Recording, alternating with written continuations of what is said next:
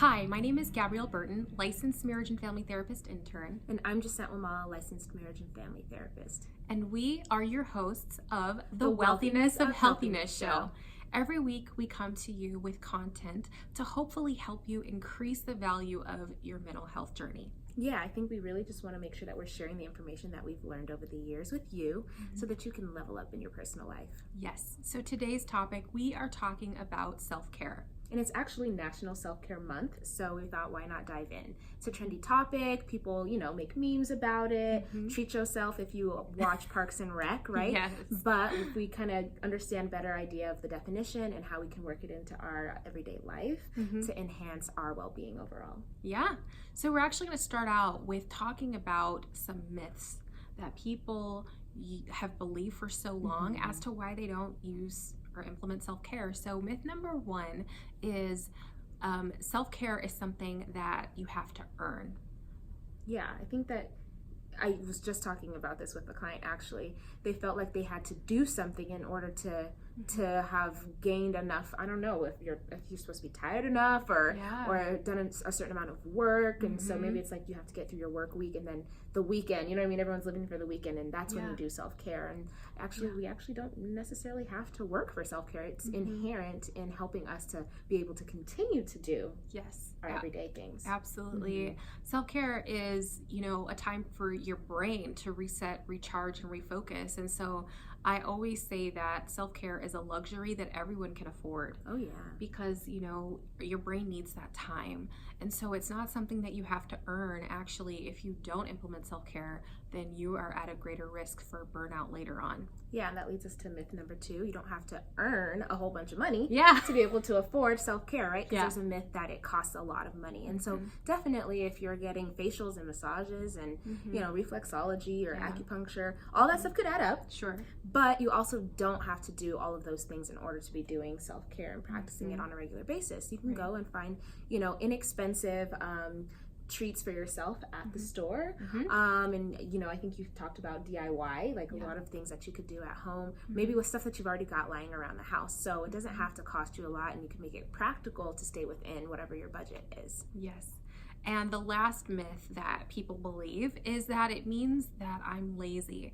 And this one I actually used to believe.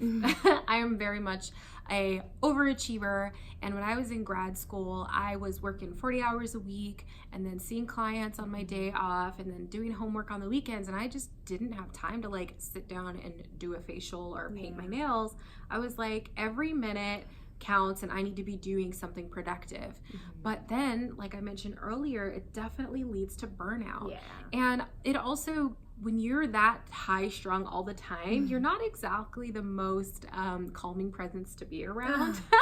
And so no, it doesn't mean that you're lazy. It means that you're smart and that you're taking care of yourself. Yeah, you're your greatest investment. Yes. And that's what hopefully you grow to see self-care as deposits into yourself and into your wellness, which helps you to show up better in your life. So good. And not only are you your greatest investment, but you're also your greatest asset. Definitely. So that leading us to tip number one, which is kind of having an idea of what self-care means, right? Reevaluating whatever your definition of it is. Our working definition for the next few videos will be the intentional time that a person takes on a daily basis to fill themselves up, whether it's mentally, emotionally, spiritually, physically, and we'll get a little bit, deeper into those domains in a future video for sure. But that's number one. What's your definition? And maybe is it one that's limiting you and you need to rework? Perfect. So tip number two is for you to identify if there are self-care myths that you have believed. Maybe there's some of the ones that we already talked about, but maybe you have other ones. So just kind of identifying what those barriers are that are keeping you from implementing self-care. Maybe it's your kiddos, maybe it's work, so just identifying what those barriers are. Yeah. So tip number three, after you've reworked your definition, came up with what your obstacles and definitions are, you want to kind of come up with a preliminary self-care action plan. So what is your self-care regimen or plan going to look like for you? We do want you to kind of stick around with us because maybe we can help with that. I don't know. Yeah. But you've got to have a plan. I don't think anything gets done unless you write it down or get clear about, committing to doing something. So we want you to be intentional about it. Perfect. And then tip number 4 is to get other people to help support you.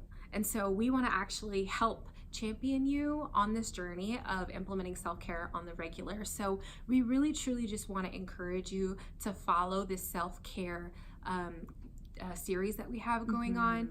Like Jacent said, there are so many different ways to implement self-care on a regular basis. And so in the next couple videos, we're going to blow your mind and give you a bunch of different arenas and how to implement self-care. And so we hope that you stick around so that you can get those tips. Yeah, if you have questions, leave them in the comment section or send us an email. But our first challenge to you after watching this video is coming up with something small that you can commit to doing for yourself on a daily basis. I know personally, one of the things that I did after watching, one of my motivational videos was just starting to make my bed on a regular basis.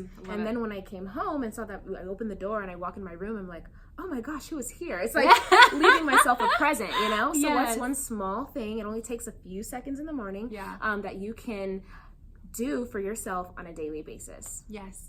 And then our second challenge is just to keep watching, keep tuning in. And if you really like this content or you have friends that you feel would benefit from learning more about self-care, feel free to subscribe to our YouTube channel and share this video. All right, guys, we'll see you in the next video.